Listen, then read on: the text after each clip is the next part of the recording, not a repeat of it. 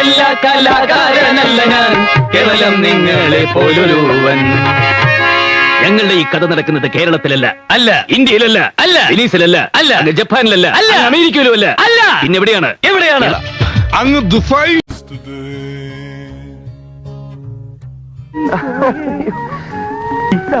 കൊള്ളാലോ, വന്ന് 10 മിനിറ്റ് ആയിട്ടില്ല.